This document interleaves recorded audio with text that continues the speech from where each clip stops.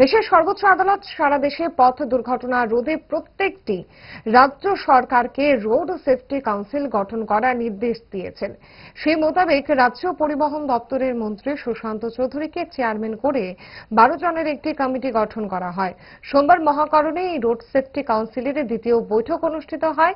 এই বৈঠকে উপস্থিত ছিলেন রাজ্যের পুলিশের মহানির্দেশক থেকে শুরু করে রাজস্ব, পূর্ত, শিক্ষা, স্বাস্থ্য, অর্থ, পরিবার এবং আরবান দপ্তরের প্রতিনিধিরা।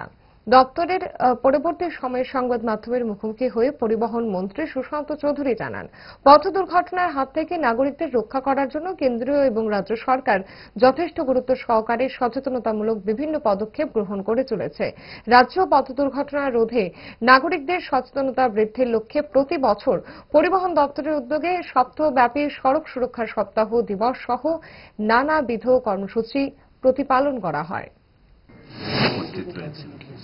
আপনারা জানেন যে রোড সেফটি যে ইস্যু, সেটা রাজ্য সরকার, আমাদের মাননীয় মুখ্যমন্ত্রী এবং কেন্দ্রীয় সরকার, আমাদের প্রধানমন্ত্রী, আমরা যথেষ্ট গুরুত্ব সহকারে বিবেচনা করি এবং প্রতিটা নাগরিককে, জনগণকে রোড সেফটির বিভিন্ন ইস্যুজ নিয়ে অ্যাওয়ারনেস করা এবং রোড অ্যাক্সিডেন্ট কি করে কমানো যায় সেই বিষয়ে বরাবর আমরা সচেতন রয়েছি সরকারের তরফ থেকে এবং বিভিন্ন পদক্ষেপ আমরা দপ্তরের তরফ থেকে গ্রহণ করে থাকি।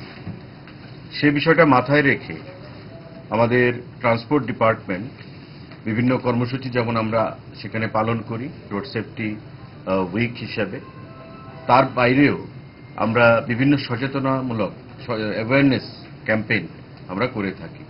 তো আজকের মিটিং এ সে বিষয়ে আমরা আলোচনা করব। ফাস্ট ফুড তো ফাস্ট লাইফের একটা পার্ট, সো প্রবলেম তো হবেই, বাট আমার সলিউশন তারা 5 দশক ধরে গ্যাস, অম্বল ও পেটের সমস্যার একমাত্র সমাধান গ্যাস নল।